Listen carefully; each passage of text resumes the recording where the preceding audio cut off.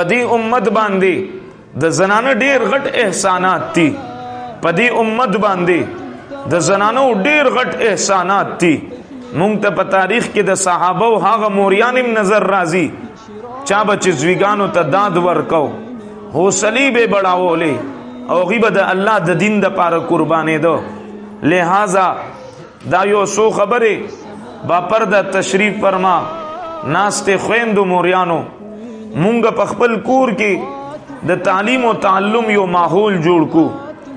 زما زوی زما بچي کله یو لوب یو غان وای مور ورته خوشاليږي، پلار ته وی دا وګوره، خاون ته وی دا وګوره، بچي دی دا وی، پلارم ورته خاندي، مورم ورته خاندي. مونږ په دې باندې خوشاليږو. یا یو بل داسې یو کار کوي مونږ ورته خوشاليږو. دی بچی ته مونږ د الله نوم مخو، دا بچی مونږ په منظم باندې ودرو، ته دی بچی نه مونږ عقیده ختم نبوت ته پوسمو کو. نن سبا په بازار کې دا ډیر خلک دي پرېړو باندې ناشتي کارونه کوي، په دکانونو کې ناشتي، دا غینه ته پوسو کې چې عقیده ختم نبوت څه ته وای، نو هغه درته داسې جواب درکړي چې بنده ته جړام راشي خندام راشي.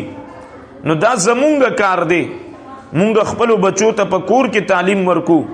اے بچیا زمونږ الله هغه الله دی چې د هغه شریک څوک نشته. اے بچیا زمونږ آخري رسول آخري نبی د هغه نوم محمد دی، په هغه باندې دین مکمل شوی دی، په هغه باندې نبوت مکمل شوی دی. اے بچیا د ساره په موس کې سلور رکعات دي، 2 فرض دي، 2 سنت دي، 2 ډک دي، 2 تشتی. اے بچی د ماسپهین په موس کې 12 رکعات دي. اے بچی د مازیګر په موس کې 4 رکعات دي. مونږ د دې بچی نه تپوسو کو، بچی په کلمه راته 13 کا، موز راته 13 کا. اے بچی د مور پلار ادب ستوي، د مور پلار احترام ستوي. استا په کوهاټ کې دا سونه ځوانان اوسېږي، مور پلار د سرونو راکاږي.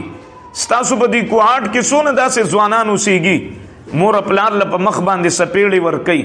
ستاسو په دې کوهاټ کې په دې ځنګل خېلو کې او په دې شهر کې داسې سونه خلک دنیا لیدلې دي چې څنګه یو زناور ته بنده د لرې نه اوبه ور کوي چې دی په ما باندې چکو نه لګي، یو زناور ته د لرې نه غیا ور کوي او د لرې نه خیال ساتي.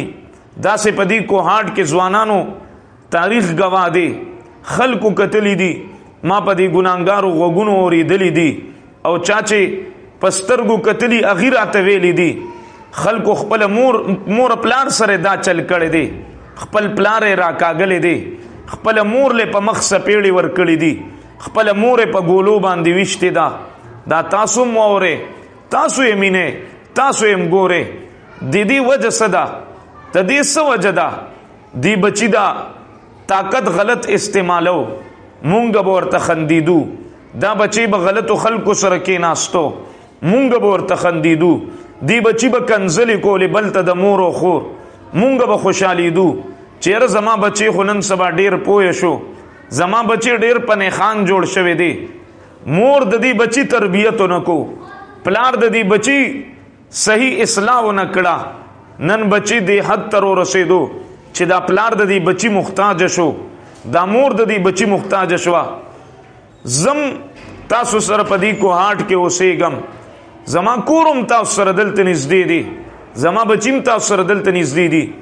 یو مور را لزمونږ کور ته، مور شکایت کوي پسترګو کې اوخ کې دي، وی بچی می په بار ملک اوسېږي، هماله خرچه نه راکوي، د روټې د مړې پیسې م راته نه راکوي، د سبزی پیسې م راته نه راکوي. سونه پلاران دي داسې بچی عیاشې کوي، په گاډو کې ګرځي، د مور پلار خیال نه ساتي.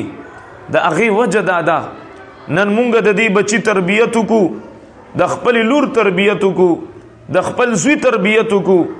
سبا چې کله مونږ د دې محتاج شو، دی به زمونږ خپې انځي، دی به زمونږ خیال ساتي، دی به مونږ چاته نه محتاج کوي. ستاسو په دې کوهاټ کې داسم دنیا او قتل، دی کوهاټ زمکه او قتل چې پلار بل ته حواله شو، خپل زوی پلار بیمار دی، نو زوی په کور کې نه ساتي، پکرائے ځان ته جدا سي نیولې دي، سالم او د اسپیټال غم ورته پردي کوي، خپل بچي ورته نه کوي. لہذا ته دې خبره ډیر زیات ضرورت دی.